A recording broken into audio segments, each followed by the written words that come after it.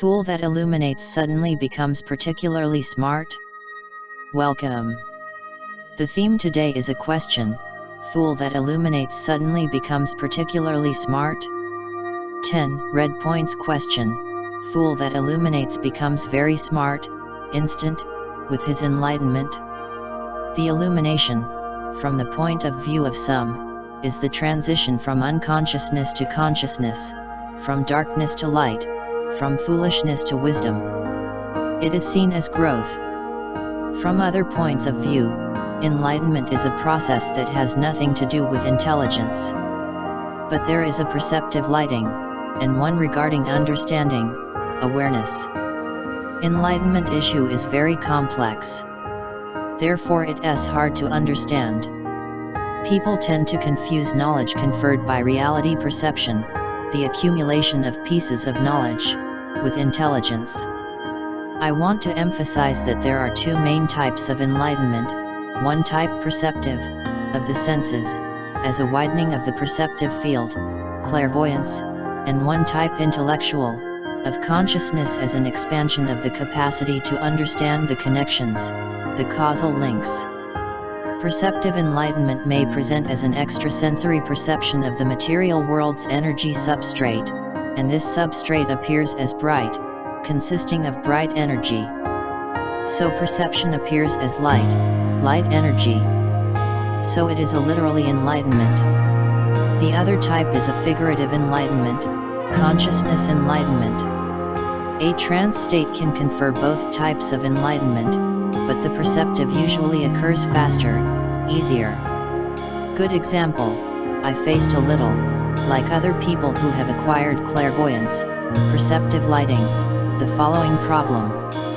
Perceive something you could not perceive before, but simply cannot understand, interpret correctly, the significance of what you perceive. This is something important, something essential to understand. It is not enough to see much more clearly, because the simple extension of perception not automatically gives you the understanding of what you perceive.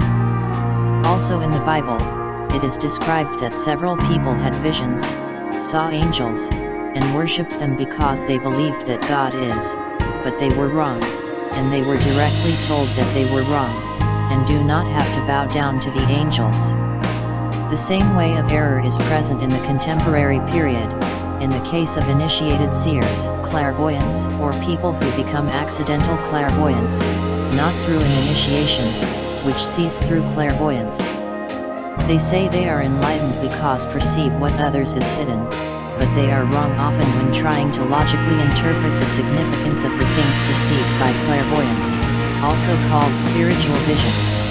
Enlightenment is a process, and like any process, depending on conditions, can develop over time, in stages and successive levels, but at a time can trigger a sudden evolutionary leap, unexpected, which may be surprising, shocking. The rule is given by slow development in time, but exceptions strengthen the rule. From this point of view, followers of an initiation system should be ready in time, psychologically, to not suffer a shock mentally destabilizing, if the jump will occur. The fact that the shock can be dangerous psychological standpoint, I say from my own experience. When you're taken by surprise, unprepared for something entirely new, psychological shock can be quite difficult to manage. The less you are prepared, the more difficult it will be to manage the shock. Get ready, so, theoretically, for any practical experience you want to live, as far as you can. Cultivate your self-control continuously and the power of concentration. Learn methods to manage and control emotional states. They did, and do, all the supporters, in every serious initiation systems. So when you're ready to keep your mind and soul under control, no matter what would happen around you, you will be prepared to experience clairvoyance, safe. It is hard to understand for one who has not yet experienced. Many believe they understand, without having experienced, but they are wrong and rushes headlong unconscious. Narrated summary, the experience may seem trivial and insignificant, easily understood and assimilated. Told by another, the living may seem simple and easy to manage. But any strong emotional shock leaves indelible marks, and this is highlighted conclusively whether about something that you'll meet again, often, in this life. Psychological desensitization can occur gradually in time but never achieved a full cancellation. The memory cannot erase completely. In a state of shock, in your mind can easily produce, evoke, horrifying pictures that resonate with your state of mind, afraid, fear, dread. The mood of fear or horror will evoke monstrous and threatening images from memory, that may seem real as the real terrestrial world appears to be. In my case, more particular, I was trapped in another world, that I entered progressively, aware, within minutes, and from which I thought can no longer escape, because I do not perceive the terrestrial one at all, not even the human physical body, so ordinary and familiar to us, the people. The perspective of remaining stuck in another world, unknown, dark, in the company of beings perceived as dark shadows, missing so familiar in your body in a state of float can be a truly disturbing experience. The better prepared may encounter the experience with a smile on his lips, perhaps. Only the focus of attention, the remembrance, memory, and strong will can help in such cases. For a moment I forgot where I come from, who I was before entering there, where I felt I am entered, completely gone, forgotten even where I had to go back to, reality.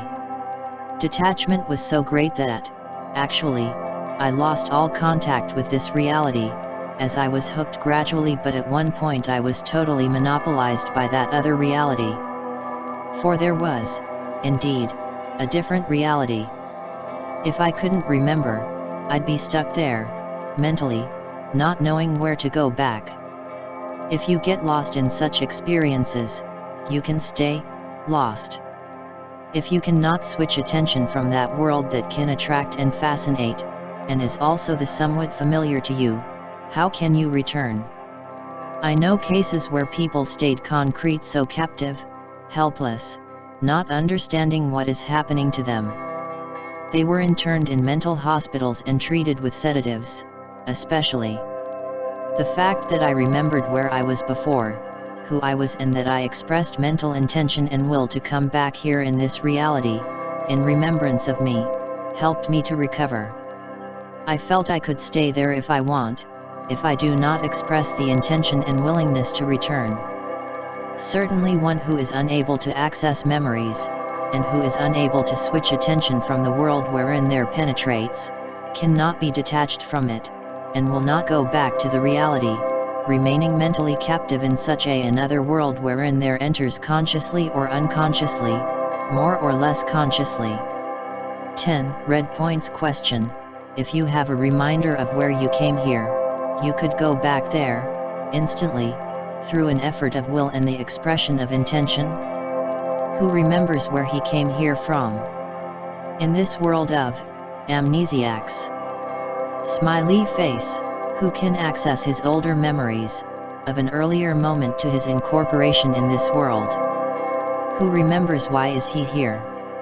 Smiley face.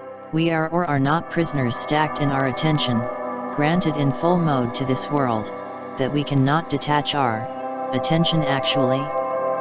Fool perceives sensations as properly as an intelligent stimuli coming from the external environment, but he processes them more defective, regarding analysis and interpretation of this information derived from the path of senses. He perceive and observe what happens to it, but not really understand implications of processes and events taking place. Fool processes defective the information coming through the senses. Its processing capacity is limited, blocked, than intelligent. People judge by comparison, and they have different relationship systems, which gives the appearance of relativity, because everything seems relative when you look from different reference systems. Example: a fool among very fools can be considered smart. Smiley face, smarter than others, very stupid. A fool among fools may seem normal, an ordinary man, for other fools. A fool among brilliant people is noticed quickly and seems abnormal, under-evolved, underdeveloped, etc. I conclude with a 10 red dots question, homework regarding the way you personally relate to the silly and stupid people.